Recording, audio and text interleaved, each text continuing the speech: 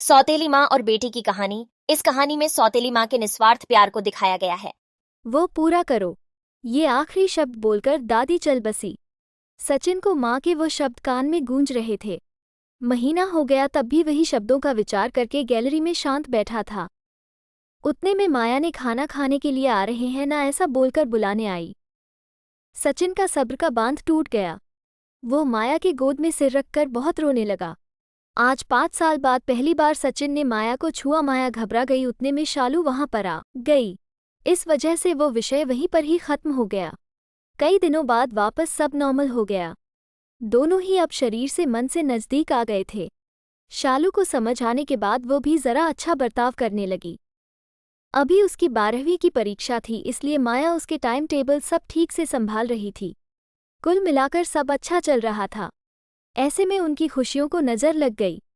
सचिन का भी एक्सीडेंट हो गया और वो गुजर गया। अभी माया और शालू वो दोनों ही थी एक दूसरे के लिए। जो भी सेविंग थी उस पर घर चल रहा था।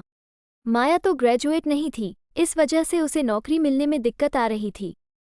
अब शालू को प्यार हो गया था सुशांत नाम के लड़के से। इस वजह से माया ने उनका प्रेम विवाह करने का सोचा। सब लोग अच्छे हैं, शालू भी खुश रहेगी, ऐसा उसे विश्वास था। पर सुशांत की माँ खड़ूस थी। सचिन के जाने के बाद उनकी परिस्थिति भी अच्छी नहीं थी। शालू शादी के बाद ज्यादा गहने नहीं लाई, इसलिए ससुराल वाले उसे तकलीफ दे रहे थे। उसकी सास की सहेलियां घर पर आई थी नई दुल्हन से मिलने, तब शालू की सौतेली माँ के बारे में बुरा भला बोल रही थी। सौतेली माँ है ना, इसलिए ऐसा जानबूझकर किया होगा।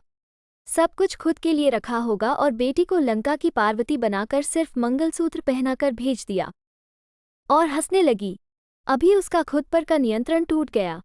मेरी माँ की आखिरी याद मतलब यह मंगलसूत्र है, जो मेरी इच्छा थी कि मैं ही इसे पहनूं। यह मंगलसूत्र मेरी माँ का आशीर्वाद का हाथ है और मेरी माया माँ को बुरा भला बोलने का तुम्हें कोई भी हक नहीं है। आज वह है, इसलिए मैं हूँ। उन्होंने मुझे अच्छे संस्कार दिए, डिसिप्लिन सिखाया, संयम और बड़ों का सम्मान, ये सब बातें कोई भी उम्मीद ना रखते हुए सिखाया। पापा के जाने के बाद भी उन्होंने कमाए हुए एक पैसा भी खुद पर ना खर्च करते हुए सब पैसे मुझे दिए। कभी भी सोतेलापन उन्होंने मुझे नहीं दिखाया। मेरे लिए उन्होंने खुद का बच्चा तक नहीं होने दिया, पर मुझ पागल को कभी यह समझ में नहीं आया। उन्होंने मुझे सिर्फ और सिर्फ प्यार किया। मुझसे उन्हें एक ही चीज़ चाहिए थी, जो मैं कभी नहीं दे पाई। सब औरतें एकदम सोच में पड़ गई कि आखिर वो कौन सा चीज़ चाहिए थी।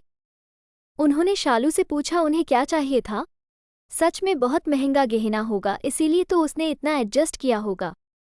बातचीत हो रही थी तब वहां माया आई और औरतें खुसूर फुसूर करते हुए हंसने लगी।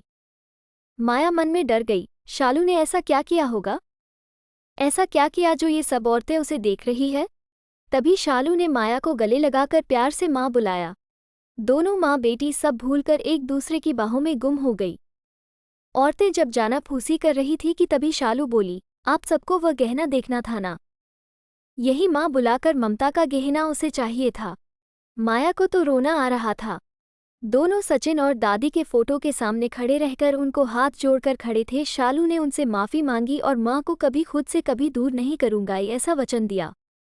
दोस्तों, समाज में कई गलत बातें, भावनाएं बनी हुई होती है जो जाने अनजाने बच्चों तक भी पहुंच जाती है। हमें बच्चों को और खुद को भी इस बात को समझाना होगा कि हर पुरानी बात पूरी तरह या हर किसी के लिए सच या एक समान नहीं होती है। किसी एक का सच दूसरे के लिए झूठ हो सकता है, इसलिए किसी भी बात को अपने दिल दिमाग में बिठाने से पहले उसकी सत्यता की कसौटी करना बेहद ज़रूरी हो जाता है।